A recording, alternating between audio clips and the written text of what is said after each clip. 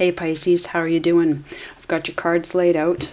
Everything wanted to horns. Everything wanted to come out in twos. I swear to God. So 1, 2, 3, 4 decks wanted to come out in twos. So both your fish. There's a lot going on. I have a Pisces Mercury, a Pisces mind. So I think I've taken a couple of days to. And this is a very intense card. This is a Celtic mirror. So I feel like we've got some problem solving to do here.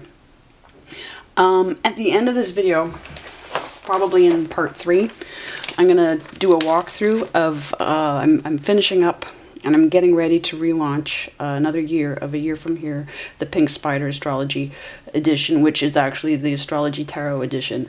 And it goes through the houses, it goes through, basically we study the constellations, the signs, multiple cultural astrologies, try to get to the science and the truth of everything, and the histories, your birth chart, of course. I do a special pink spider birth chart. So that's it's a very intense experience, and basically it takes you on a huge self-help journey where you really become emotionally attached to what you can see in your chart and understand it. And we incorporate the tarot with it. So I'll do an overview of that at the end. It's about a half-hour walkthrough because this is 350 pages. It's a 13-month program. I'm going to be putting it up on Patreon as a group thing for about $10 a month, I believe, because I think it's a very good group experience. In my other work, I do one-on-one.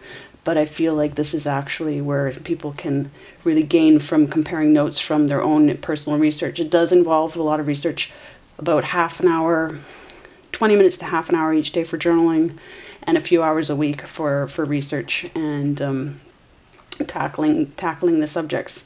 So if that appeals at all, the book is always for free. It's always a free download, and you can do the work on your own.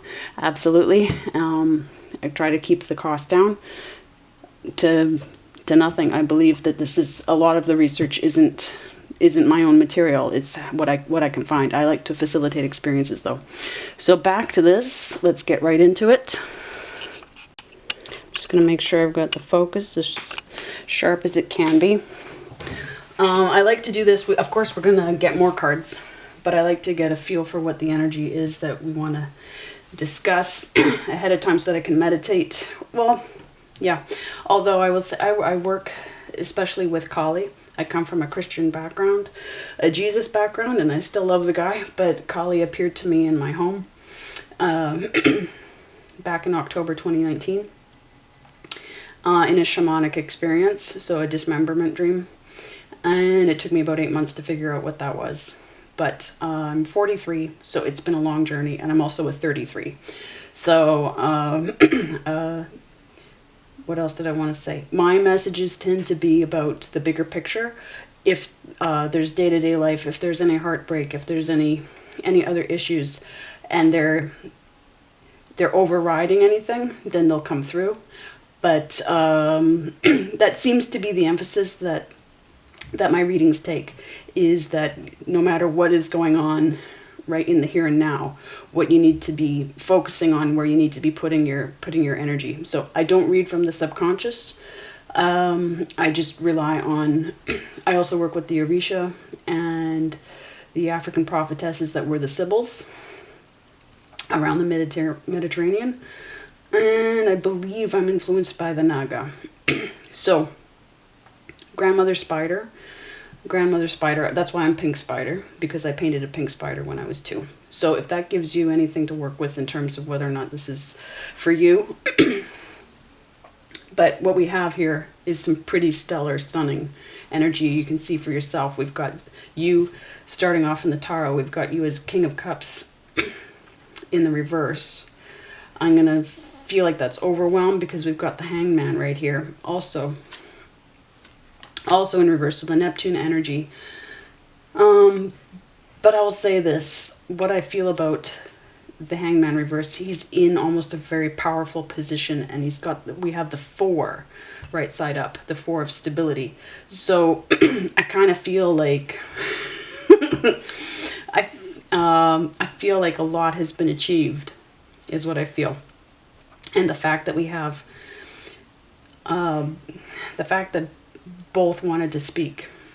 So I feel like it's a two fish. See, I've got my two fish here.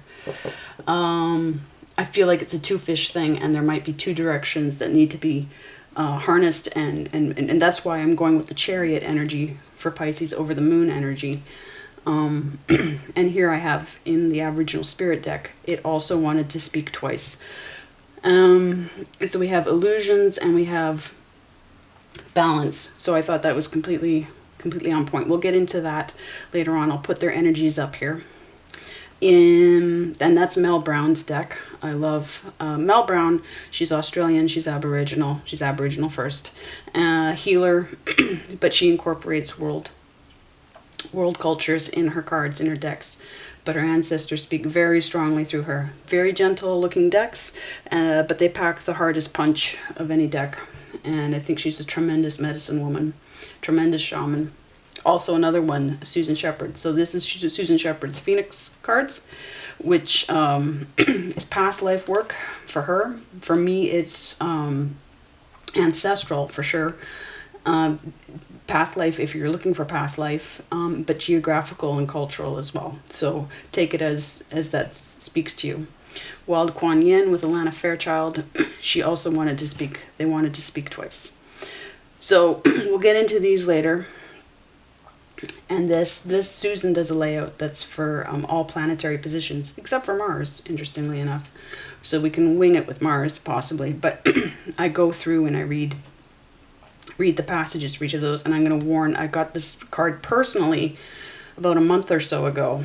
And I did a planetary position read. And it was right in the middle in the Venus position, and so it didn't matter which, if I was reading the cards forwards or backwards. It's a 7-card spread. This landed in the Venus position both ways, and it hits a little hard at first. So I'm going to see if there's anything I can do to temper the message that comes through there, not to dilute it, but to put it in perspective of the rest of the read. So that's why I'm glad it won't come later, and I'm glad that they prepared me for it, or that and so that that I know what's coming. I know what's coming. So I'll gain perspective on that first.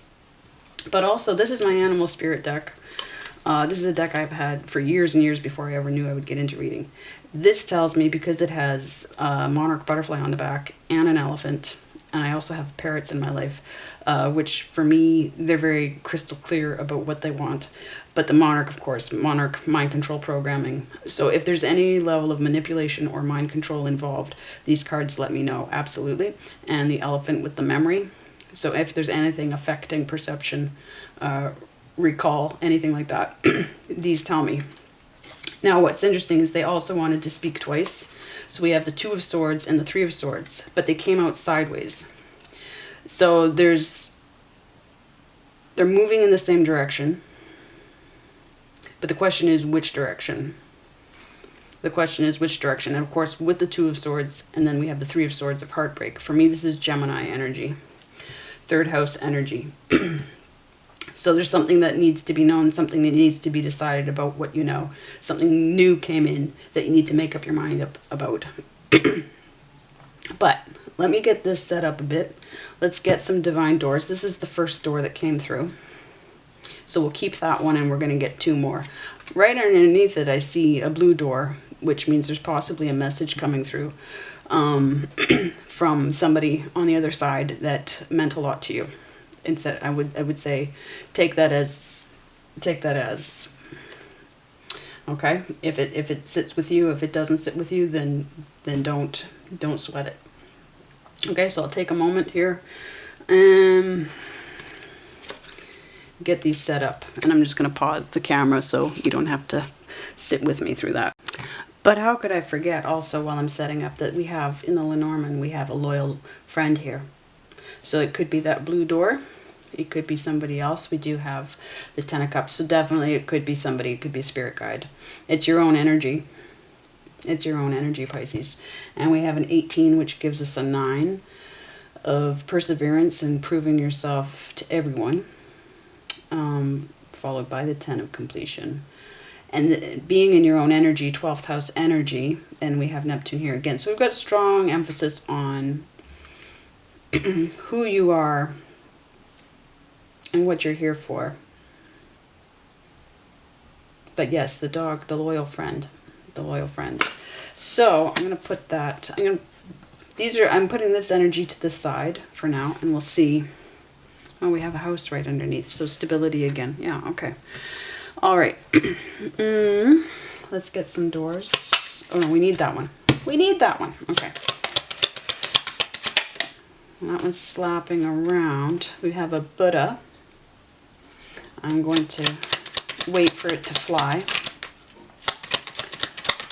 We have a full moon today, is what we have. When I'm recording this, it's a full moon in Leo, right near 46 Leonis, which is on, I believe, the Maga side, the Maka side, dividing line in the Nakshatras.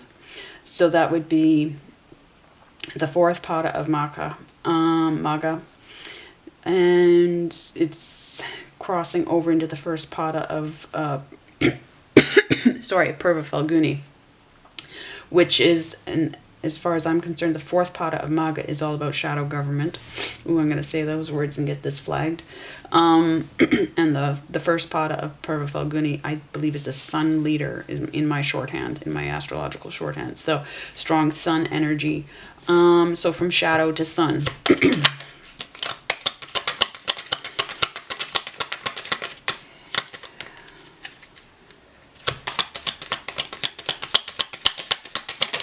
Okay, so, and then a full moon is about release, of course. Yes, we do have somebody coming through. There's a blue door. Somebody's coming through from the other side. Okay. Hello. Hello.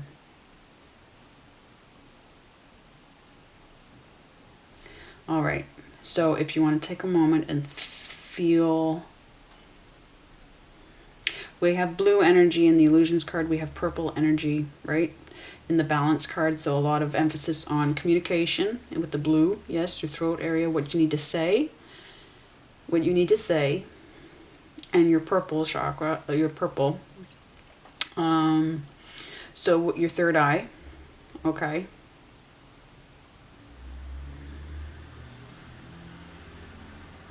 All right. Yeah. And again, that only makes sense because we've got all of this energy coming through. Okay, interesting. So look at, we have a repetition of all of this layering, these right? You can see the shadow lines crossing over, crossing over, crossing over, crossing over, and then the absolute, you know, doorway after doorway after doorway after doorway. And I know this is going to echo that. So, to start off with, right? We also have, now the arch is triumph. The arch is arrival and achievement. Vishaka Nakshatra, which,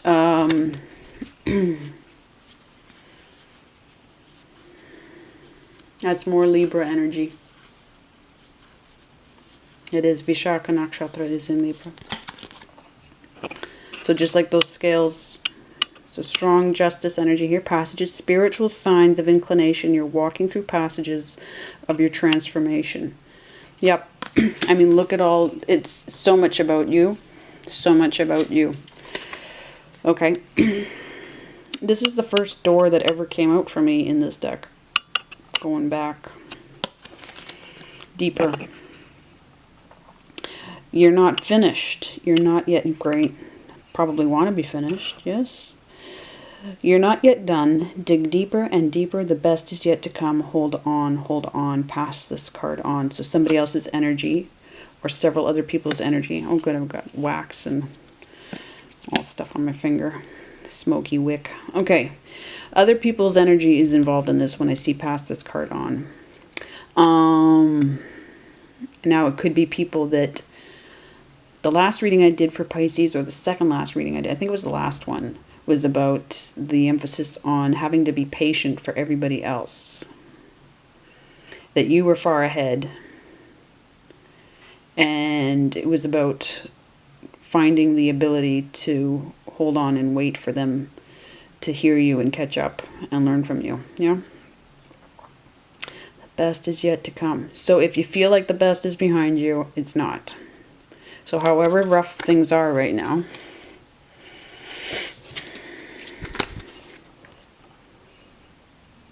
yeah, it looks like this is emphasizing the best is yet to come.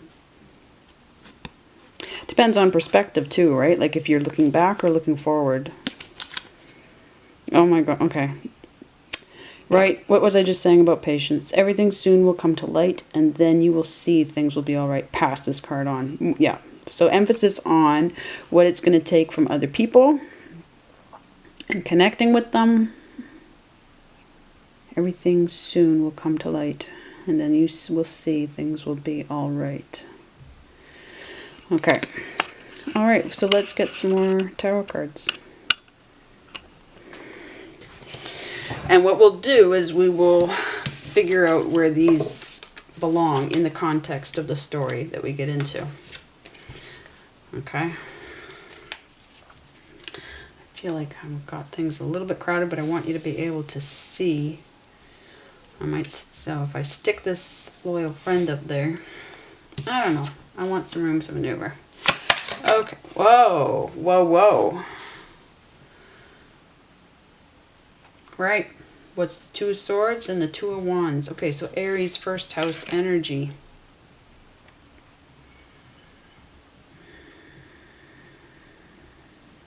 The loyal dog. The loyal Toto. Think of Toto, right? Because the Fool has the dog. And the dog is all about, okay, if we think about the dog spirit card in the Animal Oracle deck that I don't have, but I'm used to seeing in other readings, being loyal to what you love. The Two of Wands. Yeah, which, you know what, I feel like you're stuck between both. That's what I feel like the fish thing, right? Is that because there are two fish. The Chariot has two horses, right? Well, it needs one, but needs two. But the reason why is, like, 12th house can wear all the King of Cups wears all the crowns. And the Queen of Cups, right? 12th house is all houses.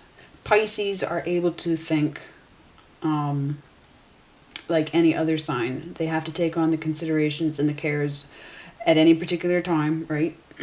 Of any other. So organization is key for Pisces, is what I've learned. And if there isn't enough organization, if things don't stay, it's like, for me, I put Pisces as a cruise ship, as a kind of living space, right? Which is very much an all or nothing situation, right?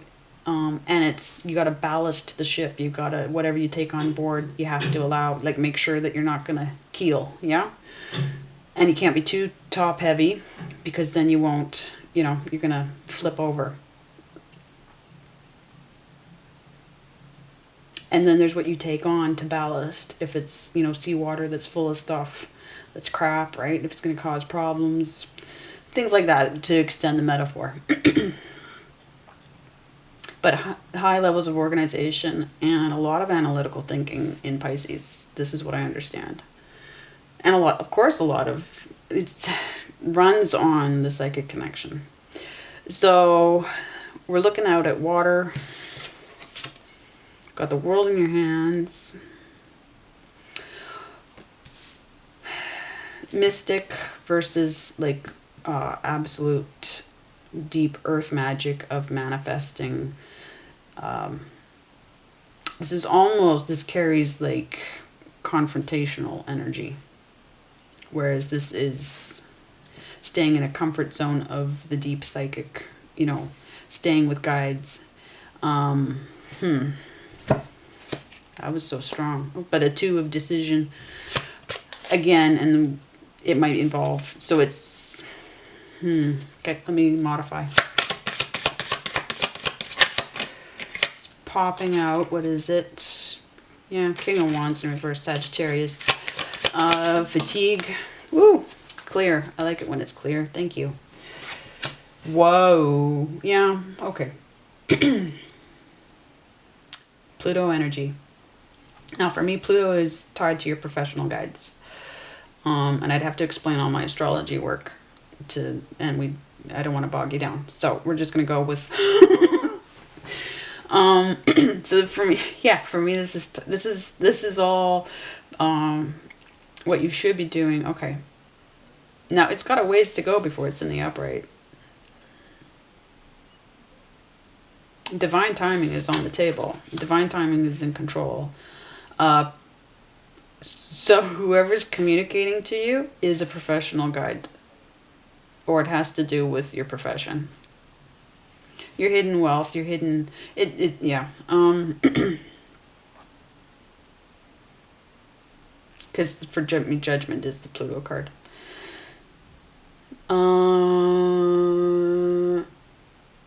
Okay, so divine timing.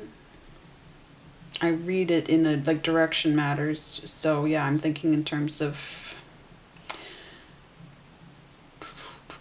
if we're looking at this King of Cups, see, they're similar, like they're pretty much almost in the same position. And what did we say about direction? The Two of Swords and the Three of Swords. Okay, squaring off. Now, squaring off creates friction. So for now, let's keep it as Mars energy. The emphasis on that and the control. See, the Emperor drives the chariot.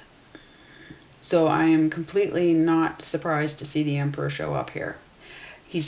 We could say he's stuck. He's sideways, yes. But in an astrological aspect, he's squaring off against this indecision or decision, yes? Okay. Which means he's pushing your Mars. It could be your Mars or it could actually be God. It's helping to push. He's making things definite in your life. He is... See, Mars is all about what you really, really love. Of course, it rules this house. So strong Aries, completely, which is just on the other side of the fault line, with you, right? It's the going out and the coming in. So we have absolutely a rebirth situation. Yes.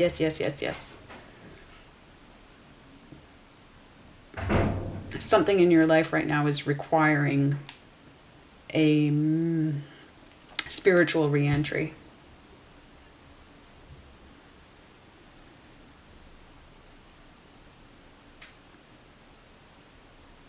Mars cycles of two. If you think back to when you were 2 years old, 4 years old, 6 years old, if you can think back to when you were 2, is there something really significant that happened when you were 2, 4, 6, or I hesitate to go to 8 because that's really quite a lunar cycle. 6 to 7 is actually like a Venus cycle. 4 is a partial lunar. So usually like 2, but depending on what you can remember. But Mars is basically cycles of 2, right? Loves and loyalties, absolutely. What are you willing to basically die fighting for, right? Who would you show up for? What would you show up for? Okay, this loyal dog. Be loyal to what you love. This loyal dog energy. And your guides on the other side, your professional guides. Yeah. See? It's that, yeah. This is your true self. Very difficult stuff. So the question would be, why are you in reverse?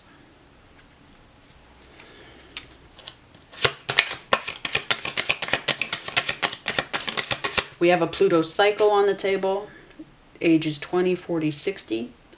So if you're coming into age, if something needed to run its cycle. So age 20. Or age 40, or age 60, whatever, and I would go back to specifically when you were 20 as well to see, where is there a fork in the road around then? what was happening in your life. So what was happening in your life in cycles of 2?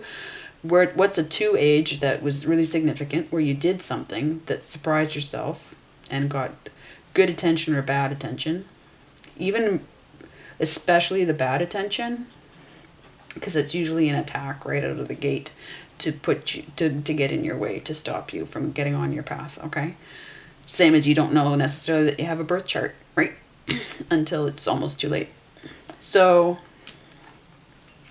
and Neptune cycles would be ages 14, 28 upwards from there. Yes, look at those years.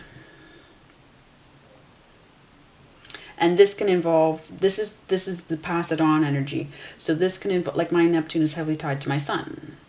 So things that happened in my life were the years in Neptune cycles, were the years where I definitely ended up exactly where I was supposed to be in order to have him, right? With exactly who I was supposed to be with in order to have him. And then the things that we were supposed to do together, because he is attached to the Naga, and he knows without knowing.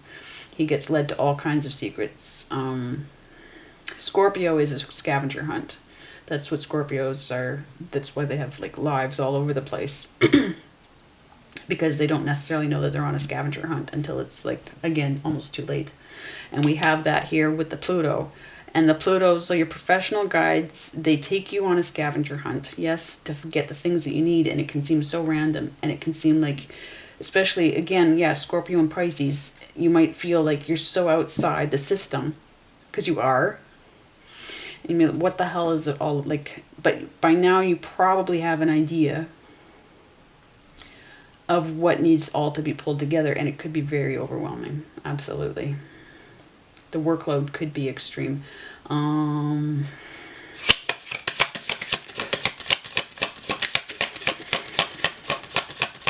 Especially because of the 2 fish. Right. Yeah. Do you want this? Now we've got Cancer energy, so we've got Moon energy, safe passage energy. Do you want to come out of the water? Are you okay to do that? Are you okay to accept this? This is squaring off with the Pluto. See, they're perpendicular to each other. Okay, so there's something on offer. It's a relationship of some kind. Now, Cancerian energy.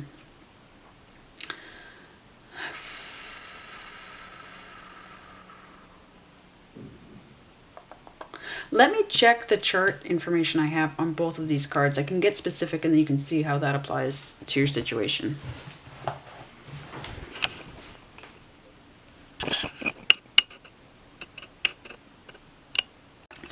Okay, now you see, now this is not a perfect chart from, this is my old chart from last year. My new one has been corrected to be, I've got sidereal and tropical combined here. But my information about the nakshatra stuff is here, which I get, there's one site in particular all listed in the description, if I remember. But, see, there's the tropical Cancer, but here's the sidereal Cancer, but it's actually shorter than that. So, that's true, I'm going to have to, no, I can't even just rely on that, because it is that, yeah, it is that inaccurate. So I've got an accurate one out of my own chart, but it'll give us the information. Okay, so this is set to sidereal here and translated into tarot, except this I would switch out for the moon card now. I just haven't printed that up yet. But this is where we have Cancer, and we have Ashlesha in the 4 of Cups. In the 4 of, this would be the 4 of Cups. If we divided this into 4, we've got the Ace for a little bit here, 2, 3, 4. So we're looking at the 3rd and 4th Padas of Ashlesha. Yeah, that's the snake energy. Okay. Let's check here then. I'm looking at, yeah, socialists and anarchists. And I'm dealing with, yeah, we've got the coiled serpent there. So we've got the Naga, absolutely. Prison planet. We're dealing with prison planet awareness. That's what we're doing. Okay. So that's what we're dealing with here. And there might be so much awareness. Look at that squaring off with that spiritual regeneration. We got a very snake thing happening here. Okay, so the Two of Wands. Oh, and I've got it. Okay, let me just fix that. Okay, so yes, this...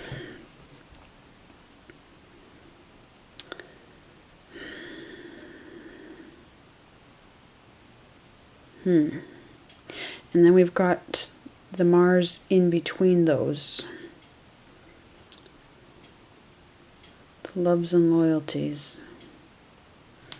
Okay. I know this is complex. I know, and it's just huge. Okay, so here we have now. I've switched this out for the Chariot.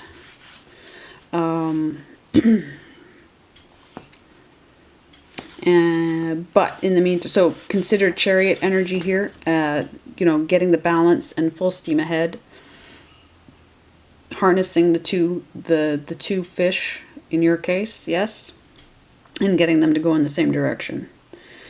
Now we're dealing with, I'm gonna go to first house, Two of Wands. Two of Wands is going to take us to Ashvini, so the first two padas of Ashvini. So let's see how that resonates for you.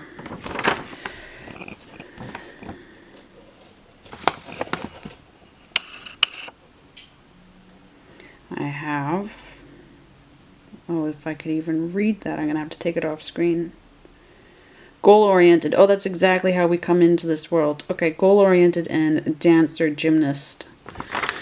There are other things attached to that pada. I picked the ones that stand out the most uniquely to me. Not to my situations necessarily, but unique to that pada as separate from other padas that have similar descriptions, right? So there's something about being physical and expressing yourself physically, possibly, or being goal-oriented. What's interesting is when the last pada of the nakshatra that's in Pisces is a psychic artist. So when we come in to this life, we are naturally goal-oriented psychic artists. And that's why children are so expressive and like across the board, because that's how we're coming in. That's who we are. Bottom line. To varying degrees, and I'm not saying all the same kind of art. It can be like absolutely.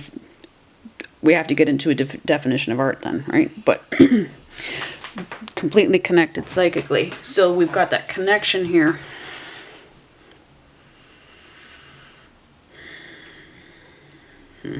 Okay. Anything else? We've got heartbreak though. We've got heartbreak in the direction of. Why do I have them going in opposite directions? They are going in opposite directions. Did I switch that up? Or did I just say it wrong in the beginning? That's awesome. Okay, I'll have to go back and do a correction. Going in opposite directions. They need to be reconciled to each other. The heartbreak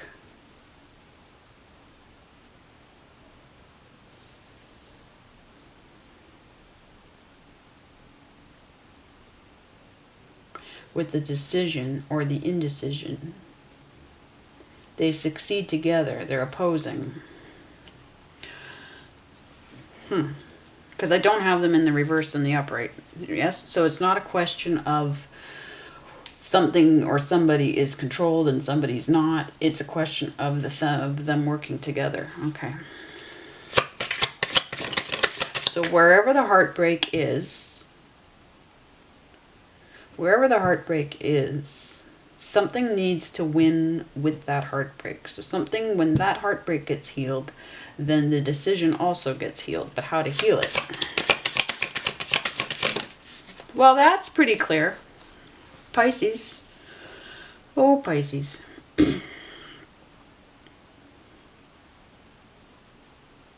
Uranus. For me, that's Uranus energy, because Scorpio for me is completely, I'm a Scorpio rising. For me, Scorpio is completely death energy, which is totally a different experience than the Tower. This is all about being unique. This is all about being a nonconformist. You excel at that, Pisces, and beautifully so. I have a split Pisces moon, so I have a south node in Pisces as well. So I don't think I could have a more heavily loaded Pisces. And my Neptune is in my 12th house. So I've done a lot to really push to understand everybody, but I think that I think Pisces gets undercut more often than not for lack of research on people's part, what it means to adapt to everybody and to be able to think like it's not just muse thinking. It is actually like, if you need to be the lawyer, you know, yeah, you take it all on. Okay, so that means there's like 12 different ways to be Pisces, or 13, right? And a lot of people, just a lot of people. Now it's squaring off again. It's in the same direction as Pluto. So your professional guides and your nonconformity, they're in alignment. You're in alignment with them. Let's just tweak this. The way I put you over here. Now, how it works out is that you're actually, if I'm going to be completely accurate. Well, am I being accurate? How did I have them laid out at the beginning? I think I had them on an angle, didn't I? Just to fit everything on the table.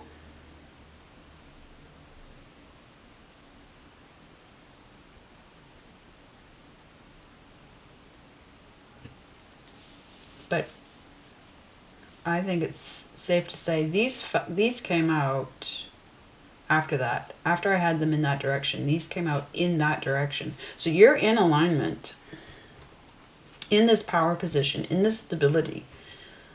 The question is, well, you're upside down because you're the Hanged Man.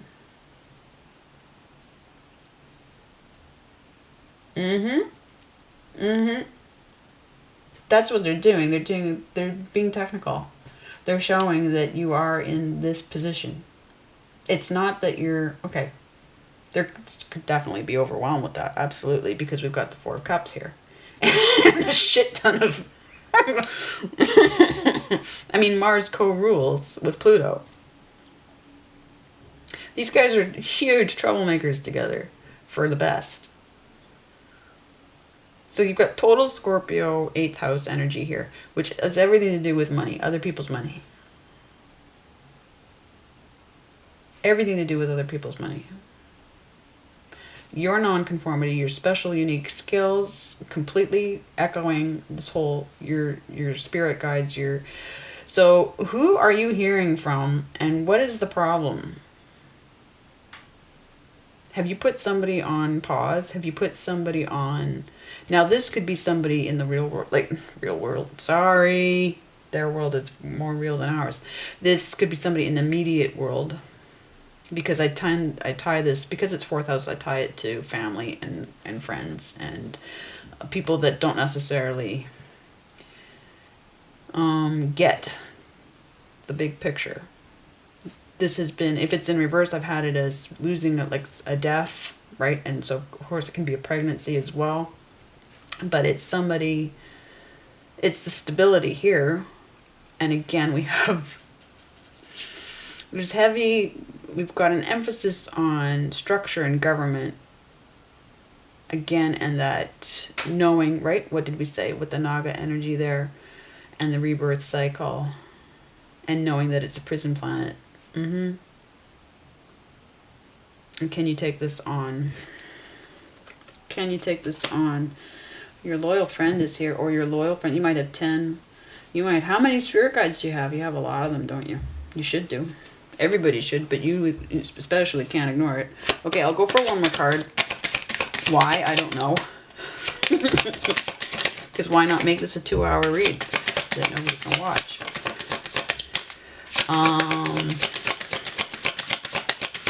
Unless, whoa, Pisces, your North Node, for God's sake. Ten of Cups is your North. It's also your card.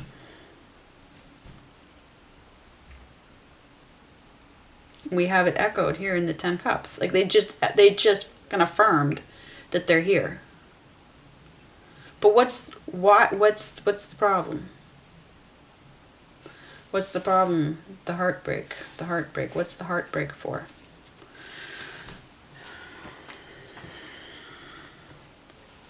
But this is your North Node, so this is where you're supposed to be headed. This is where you're supposed to be headed. Okay, so